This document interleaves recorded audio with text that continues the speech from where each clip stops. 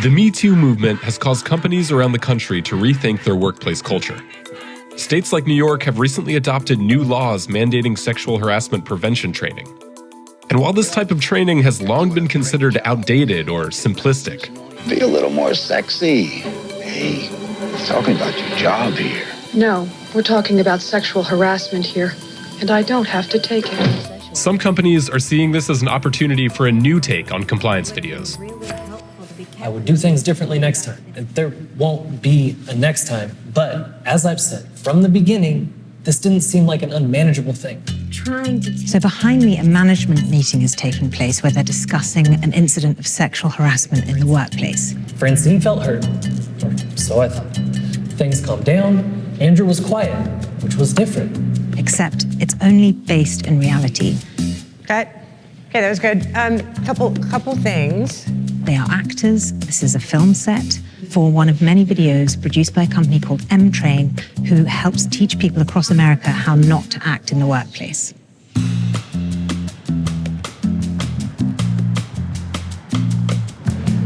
Three cam set? I think two, but double check with them. Matt, I need to chat with you real quick.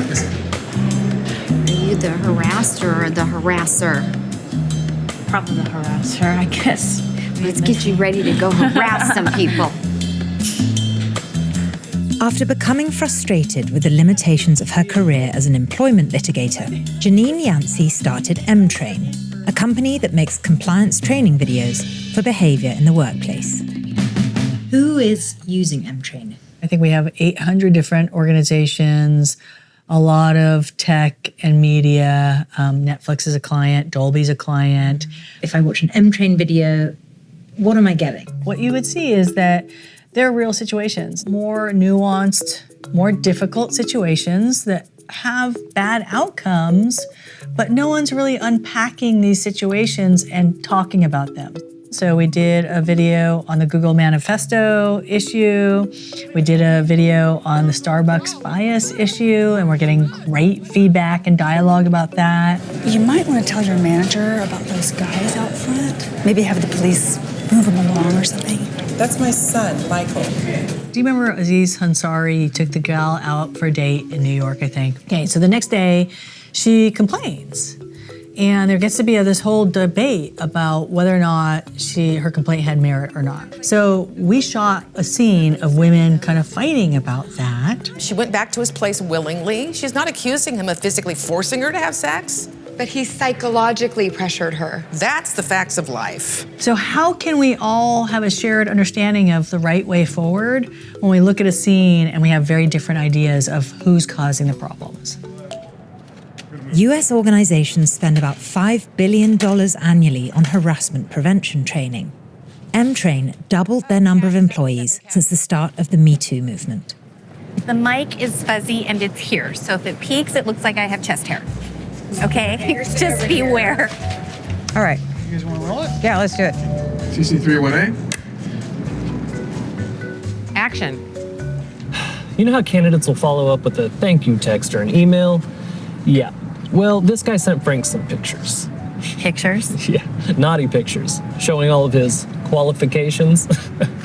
And, Frank freaked out, and now we're back to square one. Greg, this is serious. My intention is, if you were sitting at the bar having a drink and you looked up at the TV above the bar and you saw one of our videos, that you would think it was a television show. And you wouldn't think, oh gosh, what's that, How are your budgets? Usually I figure that I can shoot between 4 and 5 videos in a day, and it's roughly about $5,000 for that day. An actor can make between $125 to $500 a day, but it's always, just a few hours at most. It's not a bad gig. And then on a naughty, you can kind of like punctuate naughty pictures, naughty, Okay. I mean, not campy, but. Yeah. Primarily, I would consider myself to be much more of a stage actor. So 1 minute you're playing Lady Macbeth, and the next day you're acting in a training video about sexual harassment. Yes. What's that like? What's the appeal of this type of work for you?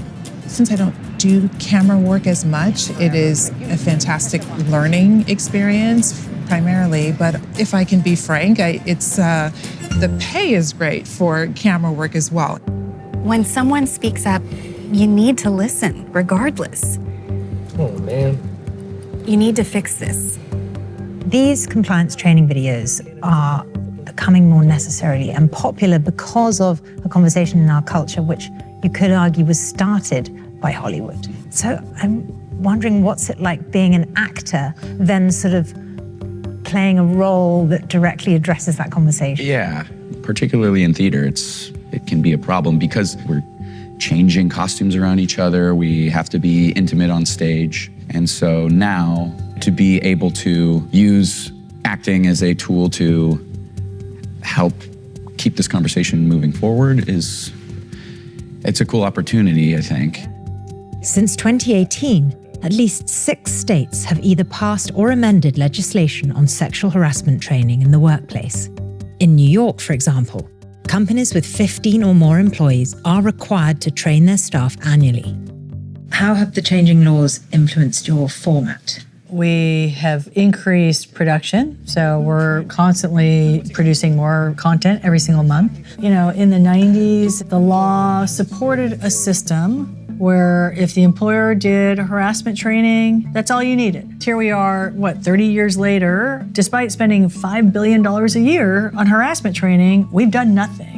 Only 18% of employees will feel comfortable going to HR. For most of the history of compliance training, the compliance trainer has been an employer partner, that's it. And that's now starting to change. Finally, the marketplace and the culture is caught up and I'm fighting the good fight along with a lot of different people that are also focused on the same issues. So it's exciting. Kat, that was so good. You guys, pros, man. Wonderful. You good? Yep. It's all Woohoo! sucks, baby.